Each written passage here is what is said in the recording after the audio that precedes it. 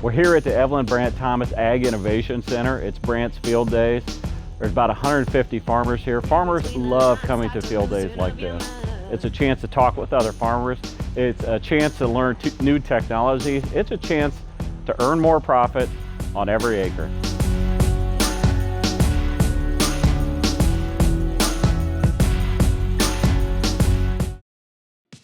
We're here at the Evelyn Brandt Thomas Ag Innovation Center at Brandt's Field Days.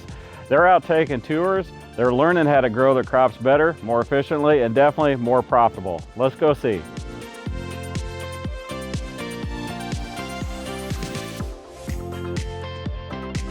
I'm Alex Harrell. I farm in southwest Georgia, grow wheat, corn, and soybeans.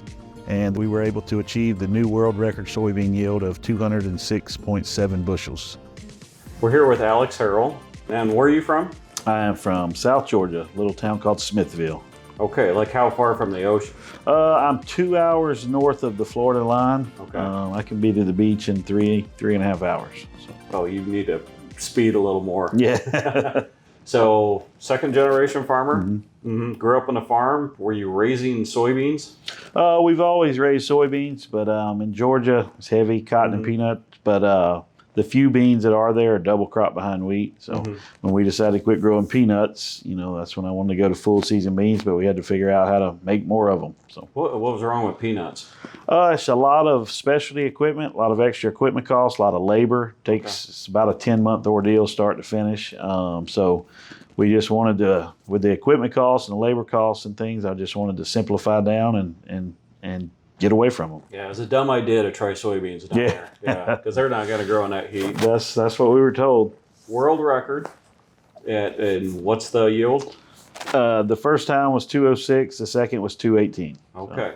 Well, this year are we looking? No, this year we had some trouble early on, and it's just not going to happen this year. There's a lot of things have to go right to make it happen. Well, those things didn't go right this time. Now our corn is phenomenal this year, but soybeans are not. So do you raise the corn with the same mindset? We do. That's actually what we've always done, high yielding corn, or tried to do high yielding corn, and then when we decided to do the soybeans, it just kind of followed suit in there.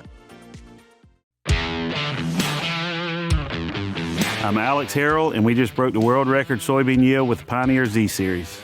There's really no words to describe doing it back to back. I wasn't sure I'd ever see 200 bushel soybeans again in my life.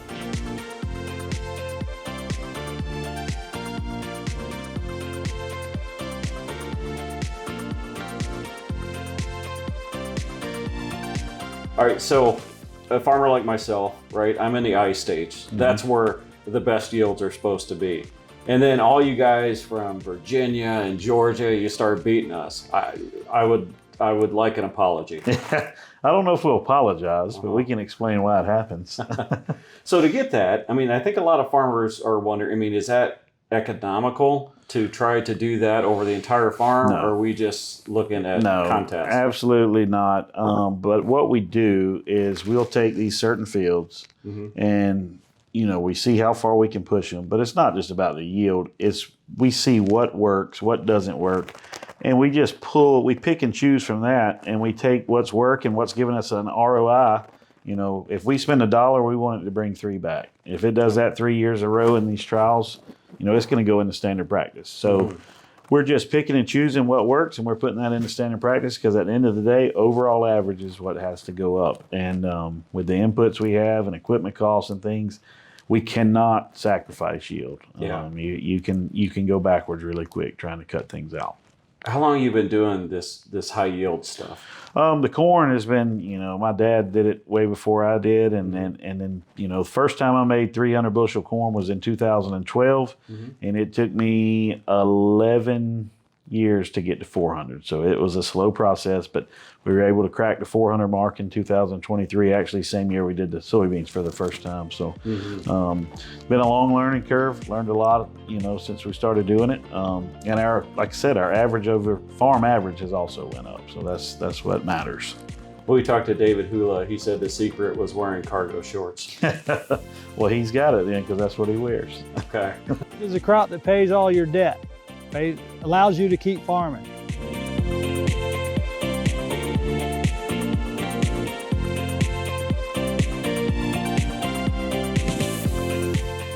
Did you expect any of this? I mean, you're here in Illinois, long ways away, and you're going to speak, and you're doing that all over the country. Did you expect any of that? Oh man, you know, the first year we did it, when we broke the record, Dowdy's record, I mean, you can say that again. Yeah.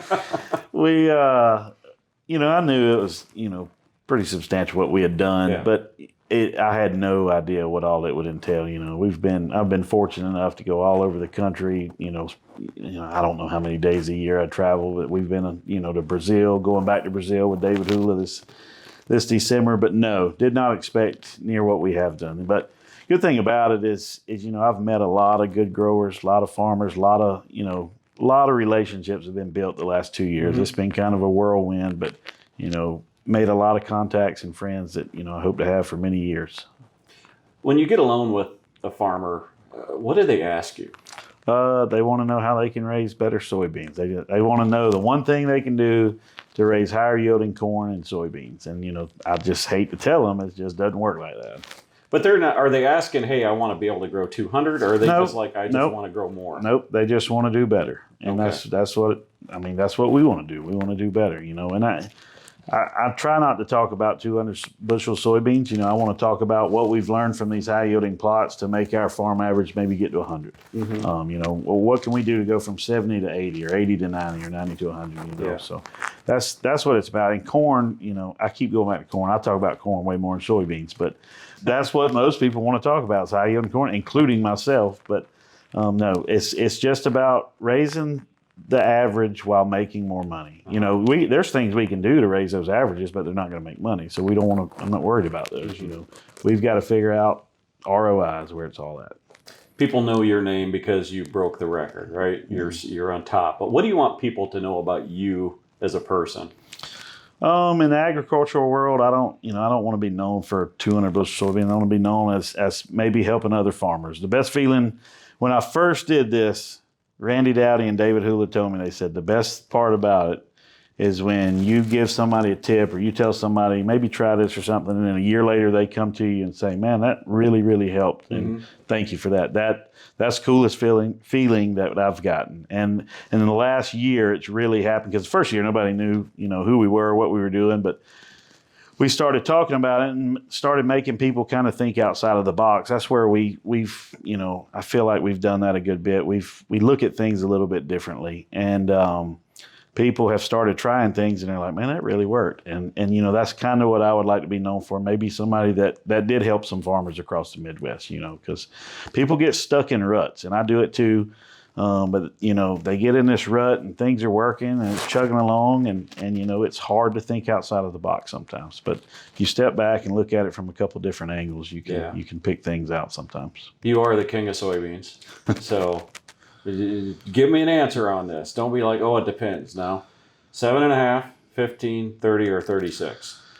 That is probably the number one question we get.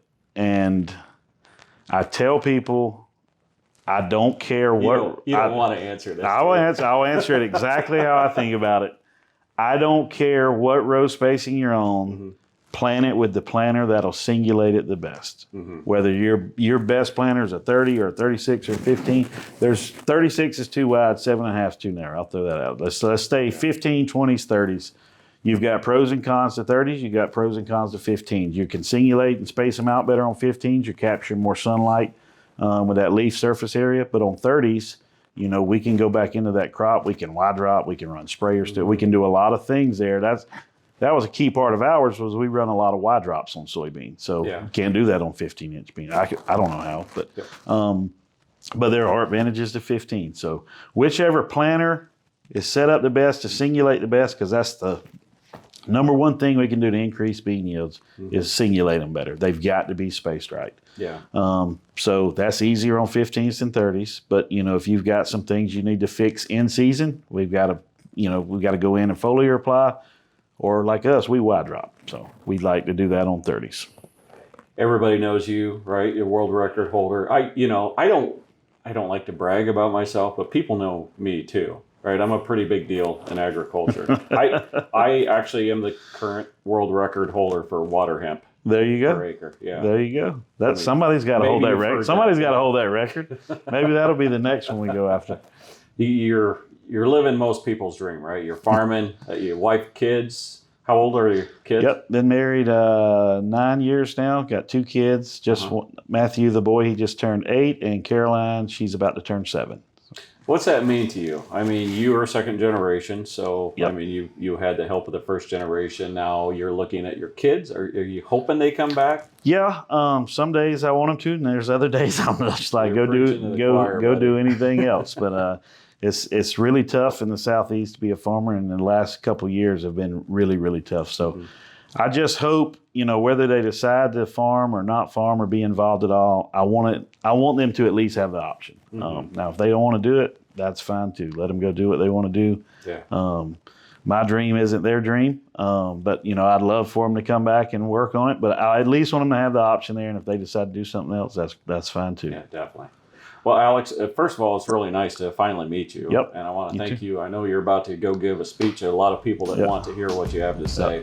So thank you for what you're doing for agriculture. Yes, sir. I mean, yes, it's that big, huge record up there that at least gives you a platform. But what Yeah. you're doing with that platform is pretty incredible. Yep. So thank you I appreciate very it. Yes, sir. Thank you. Thanks for spending some time with us here on Shark Farmer TV. For more stories about people in agriculture, catch my shows on Rural Radio Channel 147 Sirius XM. There's more in-depth discussions on my podcast, and of course, you can check out previous episodes of this show on my YouTube channel. Find out more at sharkfarmer.com. And then all you guys from Virginia and Georgia, you start beating us. I would like an apology. I don't know if we'll apologize, but we can explain why it happens.